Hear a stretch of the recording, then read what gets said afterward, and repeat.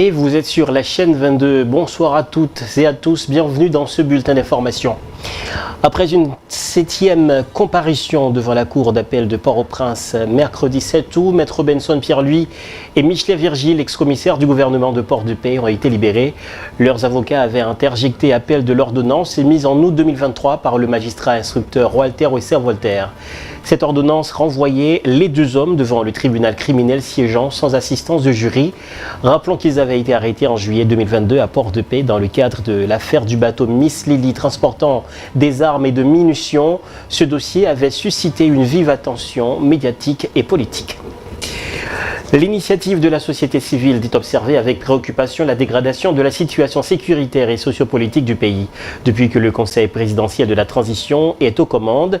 Selon le constat de l'ISC, le crime organisé sur le plan national et international rend l'État haïtien de plus en plus faible et chaotique. Du coup, les autorités concernées n'arrivent pas à fournir les services des plus élémentaires comme la sécurité, la santé, l'éducation et à la population. Ainsi, l'initiative de la société civile qui appelle les dirigeants haïtiens et la communauté internationale à mesurer l'ampleur du danger qui plane sur Haïti et sur la région croit qu'un réveil citoyen s'avère nécessaire. Autre point de l'actualité, une dizaine de personnes tuées, plusieurs autres blessés, dont certains grièvement, au moins une demi-douzaine de maisons incendiées.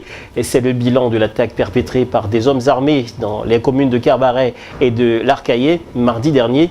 Cet acte porte l'empreinte des membres du gang de Canaan qui contrôle la route nationale numéro 1. Pour l'heure, les malfrats tentent d'envahir la cité du drapeau.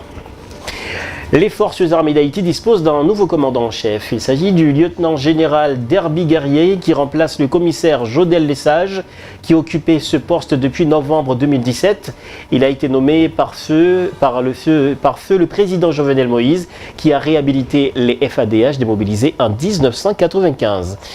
Environ 8000 jeunes femmes et hommes seront prochainement recrutés sur commande, sur concours à travers tout le pays, a annoncé ce jeudi le Premier ministre Gary Conille. Ces nouveaux fonctionnaires collaboreront et combleront, disons, les vides au sein de l'administration publique créée par le départ massif d'Haïtiens vers d'autres pays, tout en poursuivant les travaux d'audit et de récapitalisation de ressources humaines. Des concours seront organisés à travers le pays en vue de recruter environ 8000 jeunes femmes et hommes pour compenser les absences créées par le départ à la retraite, les voyages ou pour régulariser les contractuels méritants, a annoncé Gary Conille sur X. D'un autre côté, le chef du gouvernement a également promis de communiquer sur une base hebdomadaire des chiffres clés concernant un des secteurs relevant de l'administration publique. Les dernières données communiquées font état de 103 545 personnes faisant partie de la fonction publique. L'actualité internationale, c'est dans quelques instants.